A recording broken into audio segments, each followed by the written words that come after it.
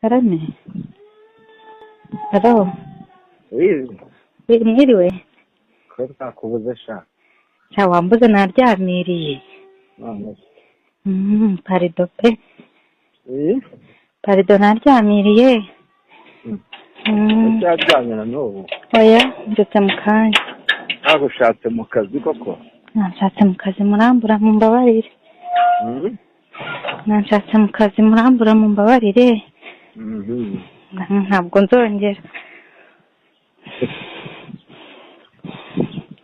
Mumeze mute mwebwe? Mwakagiyemo? Umwe nande twakarimo aho. N'ubu si? N'ubu. Ayiwe. Nawe twabuze wenyine. Muri heheze? Uri ku murenge. Ayiwe. Nihangane. Nande tuwe nande wowe. Nyine nandi mu rugo. N'abandi bose. Bose twese turi mu rugo. Nabyamiriye sha. Nabyamiriye. Wakuyemo sheke. Sheke wanteye yose nayikuyeho. Sheke wanteye yose nayivanyeho. Urangije ngewe yahinsige. Mbabarire namwe nzayikuramo. Ntakinkoze.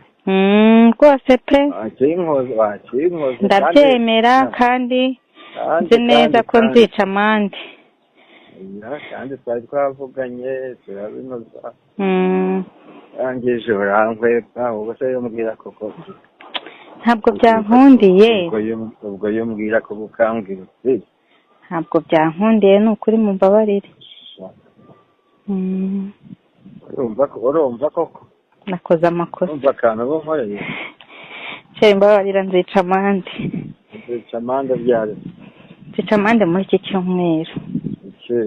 Uzanshakira umwanya nica amande. Ushaka ukawanga. Ukawanga. Oya ntabwo nzawanga pe maze kukubabaza kenshi. Ejo ku cyumweru. Cyashe rihoye. Shawa mbabariye. Oya hoya rwose. Ejo nyine tubona umwanya uhagije. Sheri kwa.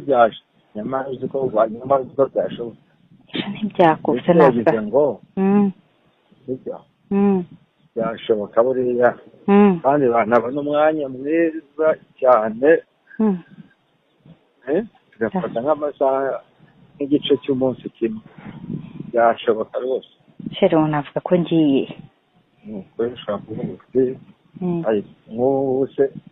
nk'ubu koko hageze nka dosiye tuguhamagarira mu kazi ikomeye kuri wa gatanu cyangwa ku cyumweru ntiwaza ko bijya bibaho.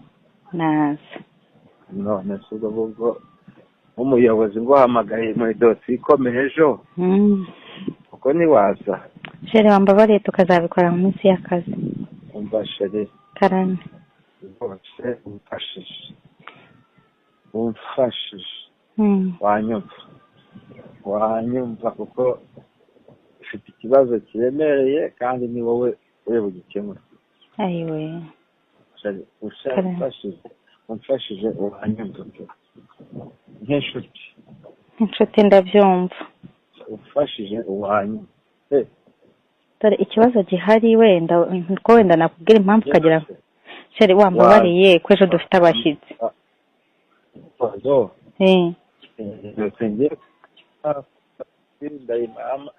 Kandi yaba yarangiye. Ukaza nka saa moya za mu gitondo tugahurira nka Nyabugogo. Ibyo tugahurira nka Nyabugogo nkakubwira ndetse hari gatoya za Kanyinya. Yego. Tukajyayo saa mbiri tukaba tuhageze saa tatu saa yine saa tanu tugataha. Kandi twumva ayo masaha atatu twaba se Sheri wambabariye. Sheri wambabariye kuko ikindi gihe cyose. Halo. Alo. Alo.